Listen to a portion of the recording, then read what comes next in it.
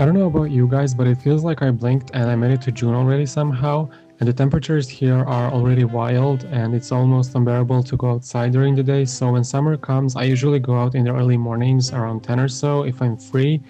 And the other option is just to wait for the heat to pass. So I usually go out around 6 or 7 p.m. in that case.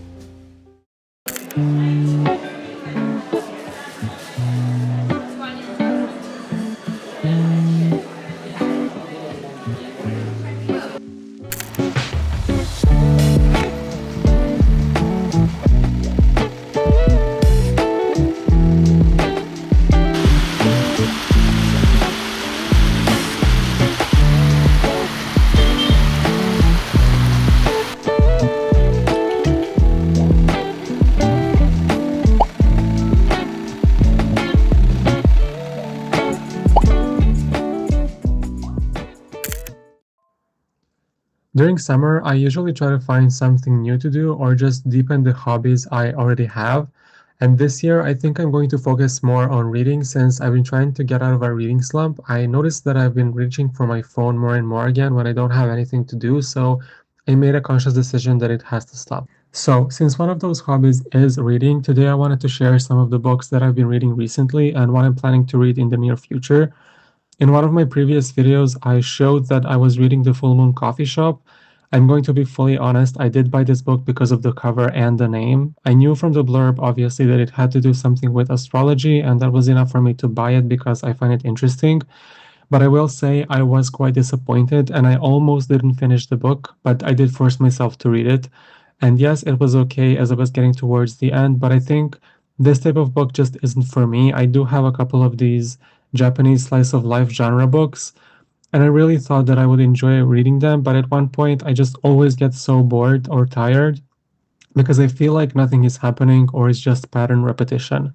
After I was done with the Full Moon Coffee Shop, I immediately grabbed The Family Remains, and I was so excited to read it because this is actually the sequel to The Family Upstairs, which I read last summer, and I couldn't find the second book anywhere since it came out, so one day when I was browsing through the bookshop, I stumbled upon it and I had to get it right away.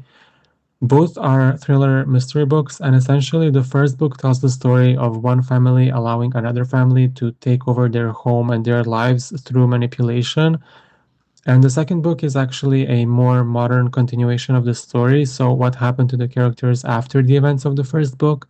But I do have to say, something that threw me off was the editing style of the chapters, which are not linear. For example, if you're reading one timeline and then the next chapter is another character in the future and so on. So it takes some getting used to. But overall, I did like the book and the suspense of what was going to happen while I was reading both the past and the present. I do think that some of the dialogues were quite long and a bit unnatural, but I really enjoyed both of the books. I do have quite a few books left to read that I bought, but I think most likely the next one will be The Root of Evil, and it's quite long, so it will probably take me some time to finish. Also, I bought this book called The Man with the Compound Eyes, which I found very interesting, and it's on the shorter side, so I really want to read that as well, but we'll see how it goes, and I will definitely keep you updated.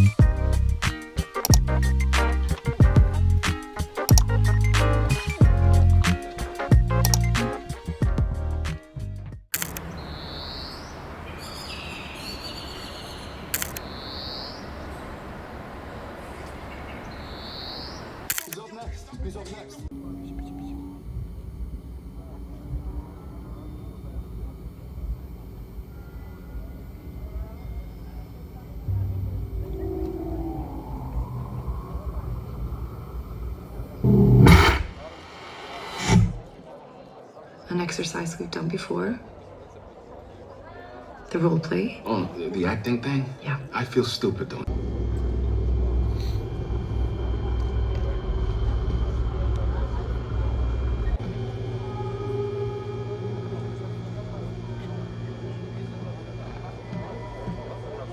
Πάκεν περάστρα φέριμος.